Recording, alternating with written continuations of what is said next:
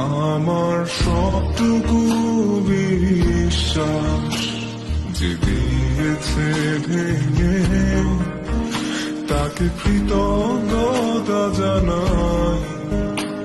সে দিয়েছে আমার অন্ধ চোখে আলো, যার বিশালতার মাঝে আমি একটুকু পাইনি ঠাই।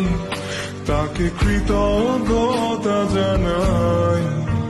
সে যে দিয়েছে আমায় মহাশূন্যে আশ্রয়।